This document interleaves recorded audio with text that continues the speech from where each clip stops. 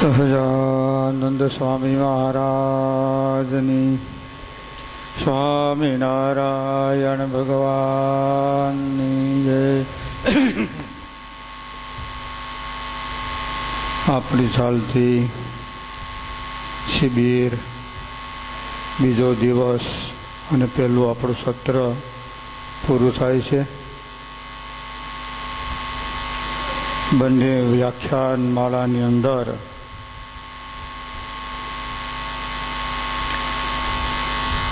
સરસ મજાની વાત આવી.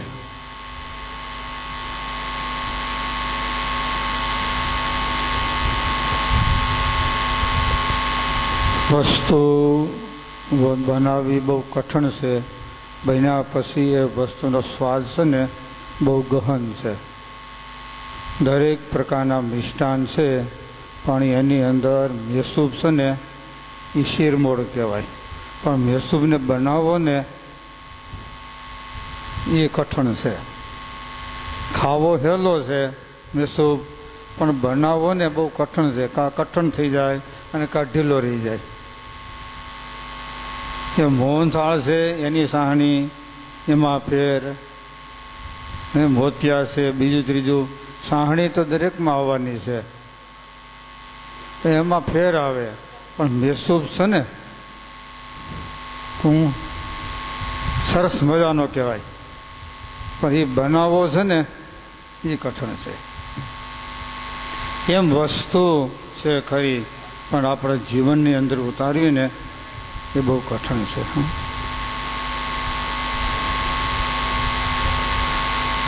પ્રતિવ્રતા ધર્મ એની વાત શ્રીજી મહારાજે શિક્ષાપત્રીમાં લખી છે. મહારાજ કે પ્રતિવ્રતા સ્ત્રી હોય એ પર ઘરે બેસવા ન જાવું. આજે અત્યારના યુગ પ્રમાણે માણસ એનો અર્થ કરે છે સંકુચતા, એટલે કે બહેનો માટે. બહેનોને બીજે ઘેર નહીં જવું, આપણે ભટકવાનું. કા એમ થાય ને? જાજો અર્થ એમ કરે કે બૈરાઓ માટે લાગુ પડે. કારણ કે પોસું હોય ને હવ આંગળી ભરાવે, ટકોરો મારે ને અમે બે ટકોરા લાગે ને તો કોઈ ન બોલે. એટલે પ્રતિવ્રતા ધર્મ આપણે માટે પણ વહેલો લાગુ પડે. જે પોતાની સમજણ, જે પોતાનો અંગ, એમાંથી ચલિત નહીં થવાનું. બસ શ્રીજી મહારાજે છેલ્લા પ્રકરણના 15ના વચનામૃતમાં લખ્યું પાટો ગોઠ્યાનું. જે પોતાનું અંગ હોય એમાં રહી અને ભગવાનની ભક્તિ કરવાની, આનું નામ કહેવાય પ્રતિવ્રતાનું અંગ. પણ જ્યાં સુધી પોતાના અંગને ઓળખે નહીં ત્યાં સુધી જેમ ઘાયલને પાટો ન ગોઠે અને સુખ ન થાય, એમ એને ભજનમાં સુખ ન થાય.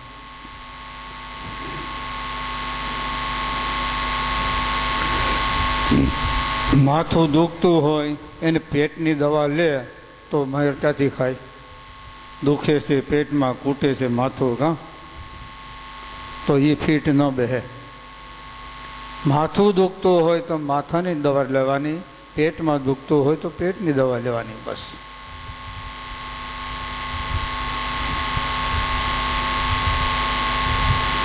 એટલે કયું પોતાનો અંગ છે એ અંગમાં રહીને ભજન કરે ને તો એને બહુ સમાસ થાય.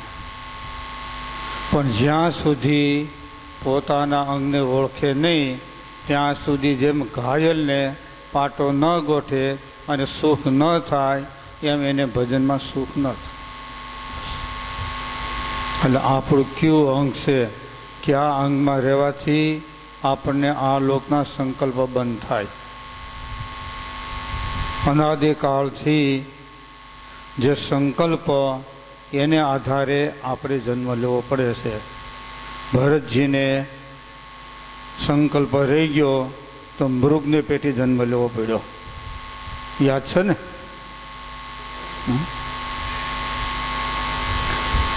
સંકલ્પ રહી ગયો મૃગ પ્રત્યે, તો એને પેટે જન્મ લેવો પડ્યો છે. બોલો. એમ સ્વામીએ લખ્યું સાક્ષાત સવિતામાં. સ્વામી કે જન્મ લેવો નથી, પણ એ પ્રકારનો સંકલ્પ રહી જાય છે, માટે જન્મ લેવો પડે. સ્થૂળ દેહ નડતો નથી, પરંતુ સૂક્ષ્મ દેહ છે ને એ નડે છે. ભગવાનના ભક્તોને દેહ કરી મરવું એ મરણ નથી, એને પોતાના સ્થિતિમાંથી પડવું એ જ મરણ છે. ભગવાન સિવાય બીજો ઘાટ થયો ને એ એનું મરણ. થોડ દેહ કરી નહીં, પણ પોતાની જે સમજણ, પોતાની સ્થિતિ, પોતાની ઉપાસના, પોતાનું અંગ, એમાંથી જે ડગવું આનું મરણ. એટલે ટૂંકમાં પ્રતિવતાનો ધર્મ એટલે ખબર પડી ને, આપણું દેશી નળિયાવાળું ઘર હોય ને ત્યાં આપણે રાત રોકાવાય. કોઈને 10 લાખનો બંગલો હોય ને એ ત્યાં રાત ન રોકાવાય. ભલે ગમે એવું હોય, સૂરજના ચંદ્રના ચાંદડા પડતા હોય કાં, પણ છતાં શાંતિ ત્યાં થાય. હાશ આપણે ઘેરે આવ્યા. ભલે ગમે ઉંદરડા રખડતા હોય તોય, પણ ઘર આપણું બનાવવાનું ને ત્યાં શાંતિ થાય. બીજાનો 20 લાખનો બંગલો હોય ને ત્યાં આપણને શાંતિ ન થાય. એમ આપણું કયો અંગ એ અંગ મારીને કરે ને તો વાંધો ના આવે. એટલે પ્રતિવતાનો ધર્મ બહેનો માટે નહીં, પણ આપણા માટે, પુરુષો માટે છે. કારણ કે મુક્તાન સ્વામી કીધું, દાસી થઈ તું રહેજે દીન દયાળની. દાસી શબ્દ એટલે બહેનો માટે વપરાય. જેને સહેલો જન્મ કરવો છે એને દરેકને માટે આ દાસી શબ્દ લાગુ પડે. સહેલો જન્મ કરવો એને માટે હો, બાકી તો પુરુષનો લગાડો નંબર વાહે. દાસી થઈ તું રહેજે દીન દયાળની, નિશી તેલ મળે તો માને ભાગજો, ભવ બ્રહ્માદિકને મળતી નથી, પુરુષોત્તમ પાસે બેઠાની જાગજો. બસ. એટલે દાસી શબ્દ આવે એટલે આપણે ઉપર જવા દઈએ બહેનો માટે. કાં પ્રતિવતાના ધર્મ એટલે બહેનો માટે. આપણે કાંઈ નહીં, નાથ મોડા વિનાના કાં શિંગડે ખાંડા પૂછડે બાંડા, ક્યાં પકડો એમાં કયો હાલો લ્યો. હે નાથ મોડો હોય તો એને બંધાય, તો એ નથી પકડવા ક્યાં. પણ આપણે પણ ભગવાનની દાસી છીએ, આપણે પણ ભગવાનની સ્ત્રી છીએ. આપણે પ્રતિવતાના ધર્મ આપણે પાળવાના છે. જે ભગવાન, સ્વામિનારાયણ, જે સંપ્રદાય, જે સમાજ, જે પુરુષ, જે આપણને મળ્યા છે એ સિવાય બીજે ક્યાંય આપણી નિષ્ઠા ન થવી જોઈએ. આનું નામ કહેવાય પ્રતિવતાનો ધર્મ. શ્રીજી મહારાજે લખ્યું, રાંકની સ્ત્રી હોય અને પ્રતિવતા હોય તો કોઈ મોટો રાજા હોય એને દેખી એની મનની વૃત્તિ ડોલે નહીં. પોતાનો પતિ કંગાલ હોય, કરૂપ હોય, રોગી હોય, દરિદ્ર હોય, છતાં પણ બીજો તાલેવર, રૂપવાન, યુવાન, ધનવાન આવો પુરુષ દેખે તોય પણ એનું મન ડગે નહીં. આનું નામ કહેવાય પ્રતિવતાનો ધર્મ. એમ આપણે માટે શું ખબર પડી? બોલો.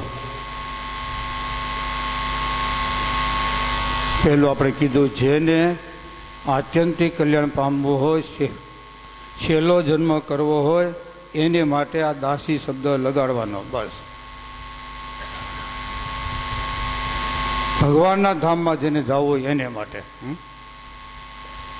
એટલે જે સમાજ, જે પુરુષ, જે સંપ્રદાય, જે ભગવાન આપણને મળ્યા છે એ સિવાય આપણી વૃત્તિ ડોલે નહીં.